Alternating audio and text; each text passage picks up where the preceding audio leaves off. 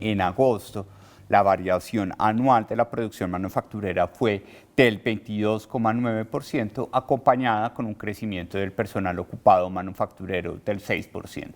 No obstante, cuando nosotros queremos analizar la variación bienal, es decir, cuando comparamos agosto del 2021 con agosto del 2019, vemos un crecimiento importante en la producción real del 10,4%, pero todavía una contracción del menos 2,5% en el personal ocupado manufacturero. Recordemos que la variación anual de la producción manufacturera fue del 22,9%. Aproximadamente el 31%, es decir, el 30% redondeemos de ese crecimiento estuvo aportado por la elaboración de bebidas, la fabricación o la confección de prendas de vestir y la elaboración de productos de plástico. Mientras tanto, cuando queremos explicar cuáles son los sectores líderes en el crecimiento bienal del 10,4% de la producción manufacturera, vemos que nuevamente las bebidas,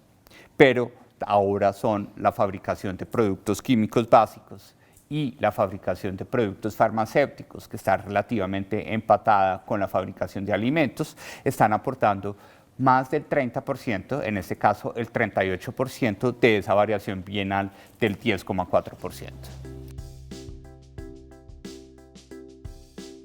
En el crecimiento anual, el 22,9% tiene a 3 departamentos, Antioquia, Cundinamarca y Bogotá, aportando 13,2 puntos porcentuales, es decir, explicando casi el 58% de ese crecimiento, lo cual es una señal muy positiva para el mes de agosto porque volvemos a los dominios que efectivamente están llamados a impulsar más el crecimiento manufacturero. Mientras tanto, cuando queremos evaluar la evolución bienal de la producción real manufacturera, que en este caso crece al 10,4%, son Antioquia, Cundinamarca y el departamento del Valle del Cauca, que aportan 6,3 puntos de los 10,4, es decir, explicando en este caso el 60,6% de la variación bienal. En agosto del 2021 tenemos un crecimiento de las ventas reales anual del 32%, que se acompaña de un crecimiento bienal, es decir, comparado contra agosto del 2019, del 9,5%.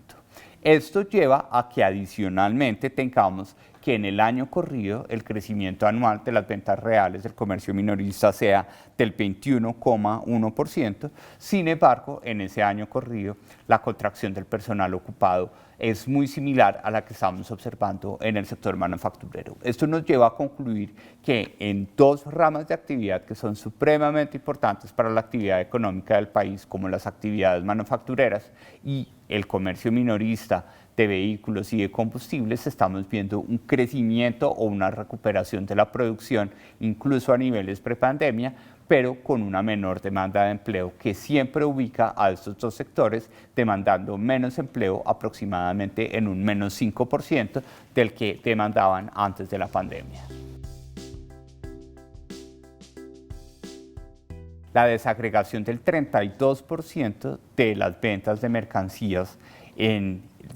su variación anual, recordemos, está asociada fundamentalmente a una economía de movilidad y a una economía de retorno a la presencialidad que requiere una demanda importante de artículos asociados con prendas de vestir. En efecto, recordemos, de esos 32 puntos, casi 20 puntos los aportaron los carros, las motos, los repuestos y el combustible, y casi 3 puntos lo aportaron la comercialización de artículos de prendas de vestir. Mientras tanto, para la variación bienal, que en este caso fue del 9,5%, de nuevo, la economía de movilidad explica un poco menos de la tercera parte, específicamente con combustibles y vehículos, pero ahora lo que tenemos es que los elementos tecnológicos están aportando casi 2 puntos de los 9,5 puntos porcentuales que tuvimos en el crecimiento bienal.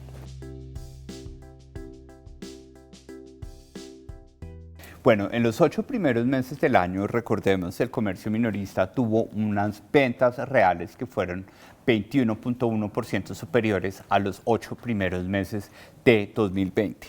que para poder desagregar geográficamente tenemos que eliminar la línea de combustibles y por consiguiente ese 21.1% se lee como 20,3%, en donde Bogotá y Antioquia están explicando casi que el 50% de esta dinámica. Mientras tanto, en el crecimiento bienal reflejan una demanda muy contraída de combustibles que lleva que al eliminar el dominio de combustibles pasamos a un crecimiento bienal año corrido del 7,7%, en donde hay fundamentalmente Antioquia y el departamento de Cundinamarca están explicando casi que exactamente el 50% del crecimiento de esas ventas en el año corrido.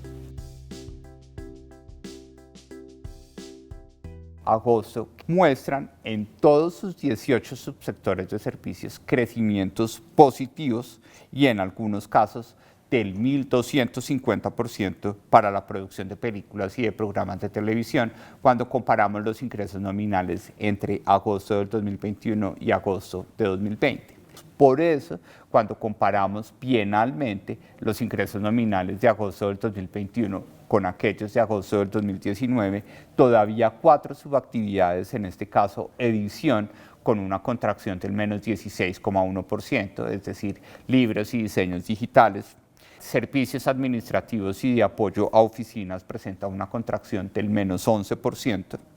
La educación superior todavía presenta una contracción del menos 5,7% y otras actividades de servicios todavía presentan una contracción bienal de los ingresos del menos 2,9%.